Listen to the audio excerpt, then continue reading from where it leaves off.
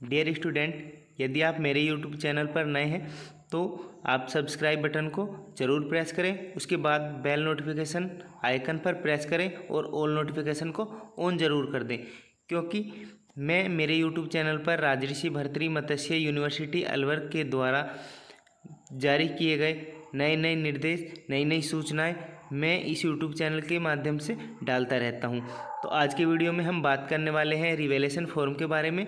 इसमें हम डिटेल से जानेंगे कि किन किन क्लासों के किन किन सब्जेक्ट्स के रिवेलेशन फॉर्म स्टार्ट हो चुके हैं और इनकी लास्ट डेट क्या होने वाली है, रिवेलेशन फ़ीस क्या होने वाली है, और यदि आप एक बार रिवेलेशन फॉर्म भर देते हैं तो इसके बाद क्या आपकी फ़ीस रिफ़ंड हो पाएगी, और रिवेलेशन फॉर्म भरने के बाद आपको जो हार्ड कॉपी मिलेगी उसका क्या करना है। तो सभी के बारे में हम विस्तार से चर्चा करेंगे और चलते हैं वीडियो की तरफ। यहाँ पर आप देख पा रहे होंगे, तो सबसे पहले हम बात कर लेते हैं यूजी की। यहाँ पर आप देख पा रहे हैं, तो हम यूजी के बारे में आपको बता देते हैं। यहाँ पर बीकॉम पार्ट सेकंड और बीकॉम पार्ट थर्ड के रिवेलेशन चल रहे हैं। बीकॉम पार्ट सेकंड और बीकॉम पार्ट थर्ड का यदि किसी स्टूडेंट को रिवेलेशन लगाना है तो आपके लिए लास्ट डेट 10 जुलाई 2024 होने वाली है। और इसके बाद हम बात कर लेते हैं पीजी की। पीजी में किन किन क्लासों के रिवेलेशन फॉर्म चल रहे हैं और इनकी लास्ट डेट क्या होने वाली है, इसके बारे में हम डिटेल से जान लेते हैं। यहाँ पर आप देख पा रहे होंगे कि यह डिटेल जो भी है पीजी की है। इसके बाद हम बात कर लेते हैं यहाँ पर एमए एमएससी फाइनल साइकोलॉजी और एमए एमएससी प्रीवियस साइकोलॉजी। यहाँ पर एमए एमएससी फाइनल और प्रीवियस के जो भी स्टूडेंट हैं साइकोलॉजी सब्जेक्ट के, तो आपके रिवेलेशन की लास्ट डेट होने वाली है 3 जुलाई 2024। इसके बाद हम बात कर लेते हैं एमकॉम प्रीवियस। एमकॉम प्रीवियस में ABST वाले जो भी स्टूडेंट हैं, आपके रिवेलेशन की लास्ट डेट होने वाली है 5 जुलाई 2024। इसके बाद हम बात कर लेते हैं MA previous drawing and painting. जो भी student MA previous drawing and painting के हैं, तो आपके रिवेलेशन की लास्ट डेट होने वाली है 5 जुलाई 2024। इसके बाद हम बात कर लेते हैं MA MSc previous home science food and nutrition. जो भी स्टूडेंट MA या MSc प्रीवियस में है और home science food and nutrition से पढ़ाई कर रहे हैं, तो आपके रिवेलेशन की लास्ट डेट 5 जुलाई 2024 होने वाली है। इसके बाद हम बात कर लेते हैं MA MSc previous home science clothing and textile. जो भी विद्यार्थी MA या MSc प्रीवियस कर रहे हैं होम साइंस के सब्जेक्ट क्लोथिंग एंड टेक्सटाइल से, तो आपके रिवेलेशन की लास्ट डेट होने वाली है 5 जुलाई 2024। और इसके बाद हम बात कर लेते हैं MA previous Indian music exam 2024। जो भी विद्यार्थी MA प्रीवियस इंडियन म्यूजिक से कर रहे हैं, आपके रिवेलेशन की लास्ट डेट होने वाली है 5 तारीख यानी 5 जुलाई 2024। इसके बाद हम बात कर लेते हैं MA प्रीवियस फिलोसफी।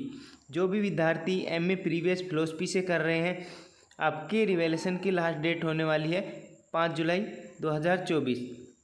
तो आप सभी स्टूडेंट समय रहते हुए अपने रिवेलेशन के फॉर्म भर दें, जिन भी स्टूडेंट को रिवेलेशन के फॉर्म भरने हैं। इसके बाद मैं बात कर लेता हूं कि रिवेलेशन के फॉर्म कौन से स्टूडेंट्स को भरने हैं और किन स्टूडेंट को रिवेलेशन के फॉर्म नहीं भरने हैं। आप यदि फिर भी रिवेलेशन का फॉर्म भरना चाहते हैं या फिर नहीं भरना चाहते हैं, तो वो आपके ऊपर खुद के ऊपर डिपेंड करता है। यहाँ पर सिर्फ और सिर्फ मैं अपनी एक छोटी सी राय आपको दूंगा।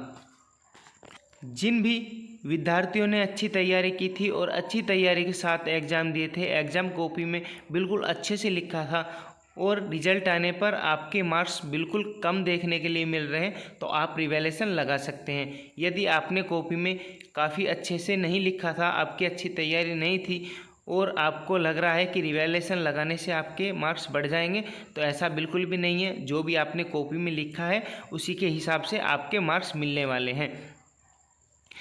इसके बाद मैं बात कर लेता हूँ उन स्टूडेंट की जो फाइनल में है, चाहे वो एमए के हों या एमएससी के हों या एमकॉम के हों या फिर बीकॉम के हों।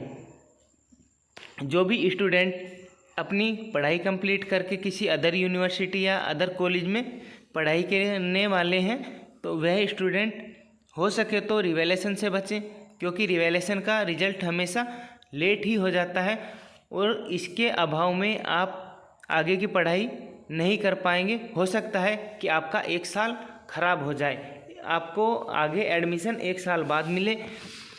तो इसलिए यदि आपके नंबर अच्छे आए हैं, परसेंटेज अच्छी बनी है, तो आप रिवैल्यूएशन का फॉर्म भरने से बचें। और यदि आपको फिर भी रिवैल्यूएशन का फॉर्म भरना है तो आप भर सकते हैं। इसके बाद हम बात कर लेते हैं कि रिवैल्यूएशन चार्ज आपके क्या लगने वाले हैं, तो इसके बारे में हम आगे बढ़ते हैं। डियर स्टूडेंट, इसके बाद हम बात कर लेते हैं आपके रिवैल्यूएशन के अकॉर्डिंग जो भी आपको दिशा निर्देश दिए गए हैं यूनिवर्सिटी की तरफ से। यह 1 से 5 तक जो भी दिशा निर्देश दिए गए हैं यह आप सभी के लिए लागू हैं। तो हम टॉपिक नंबर 1 की बात कर लेते हैं। मुख्य तथा ड्यू परीक्षा में 50% प्रश्न पत्रों में पुनर्मूल्यांकन कराया जा सकता है। यहाँ पर इस 1 नंबर का कहने का मतलब यह है कि आपके जो मेन एग्ज़ाम है तथा ड्यू एग्ज़ाम है उनमें अधिकतम 50% प्रश्न पत्रों में पुनर्मूल्यांकन कराया जा सकता है। जैसे कि आपने बीए की मेन एग्ज़ाम दी है या फिर बीएससी की मेन एग्ज़ाम दी है, तो उसमें आपने अधिकतम 6 एग्ज़ाम दिए होंगे, जिनमें से आप अधिकतम 3 में रिवैल्यूएशन लगा सकते हैं और तीनों का रिवैल्यूएशन चार्ज अलग अलग होने वाला है। लेकिन आप रिवैल्यूएशन लगाते हैं तो इन तीनों का एक साथ रिवैल्यूएशन लग जाएगा। इसके बाद नेक्स्ट टॉपिक में हम बात करने वाले हैं कि आपका रिवैल्यूएशन चार्ज तीनों का क्या क्या लगने वाला है। और टॉपिक नंबर 2 का है ड्यू परीक्षा में जो भी विद्यार्थी ड्यू थे, जैसे कि किसी विद्यार्थी ने ड्यू एग्ज़ाम दिया है और उसने 2 एग्ज़ाम दिए थे और फिर भी वह रिवैल्यूएशन का फॉर्म भरना चाहता है, तो 2 में से 1 में ही वह रिवैल्यूएशन फॉर्म भर पाएगा। नंबर 2 बात कर लेते हैं पुनर्मूल्यांकन ऑनलाइन आवेदन शुल्क। नियमित छात्रों के लिए 430 प्रति प्रश्न पत्र एवं समपाठी छात्रों के लिए 430 प्रति प्रश्न पत्र तथा प्रोसेसिंग शुल्क 100 रुपये देय होगा। इस 2 नंबर की बात कर लेते हैं हम।